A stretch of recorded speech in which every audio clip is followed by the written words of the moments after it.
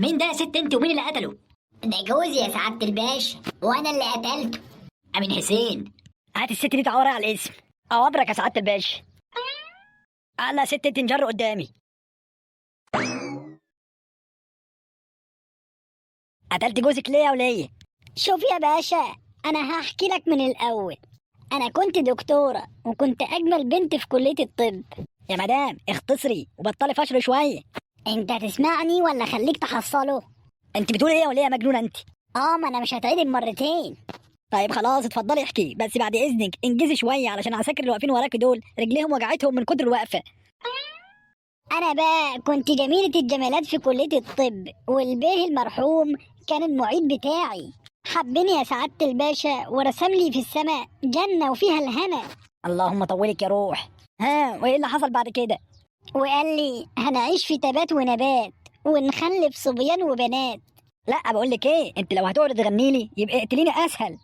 وقال لي بعد الجواز هسيبك تعملي ابحاثك وتحققي ذاتك وهساعدك في الكبيرة قبل الصغيرة. ساعتها بقى انا فرحت وقلت خلاص احلوت سنيني والزهرة هيلعب معايا. يا ست انجزي وخلصيني، انا عارف ان هي نبطشيه سودة. وبعد الجواز كده سهى عليا وما دريتش الا وانا في ايدي زكريا وسهى ووفاء وبعمل سرجلاك لعلياء. كل ده وسهي عليكي؟ امال لو كنت مركزه بقى كنت عملت ايه؟ بعيد عنك نسيت ابحاثي واحلامي ونسيت اصلا اني امرأة. يا ست انت هو انت تخلصي الغنى تخش على الافلام؟ العساكر اللي وراك اللي انا جايبهم سوسوا من كتر البرد والمرحوم قرب يتحلل. ما هو ده بقى السبب. اللي هو ايه؟ المرحوم كان خلقه ضيق، كل ما اجي احكي له حاجه يقول لي انجزي مصدع. لا خلاص خدي راحتك على الاخر. فضلت مستحملاه يا سعاده الباشا وكاتمه جوايا لحد امبارح بالليل. ايوه لحد امبارح بالليل، ايه اللي حصل بقى؟ معرفش. ما تعرفيش ده ايه؟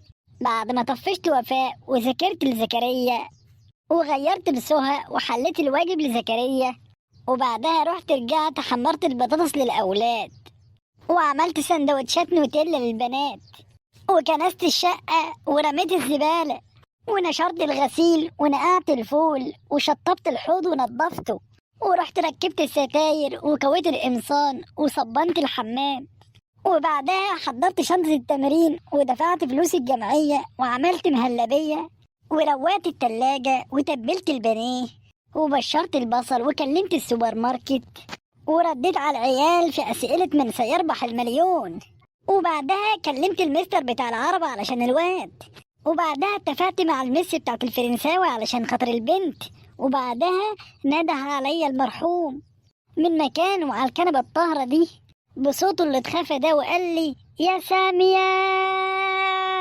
ممكن أعرف كنت بتعملي ايه طول النهار؟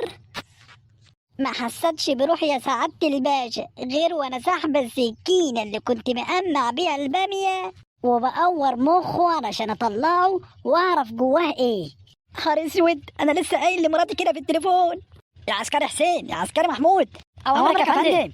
قفل المحضر وبلغ عن الشروع في قتل واديهم عنواني.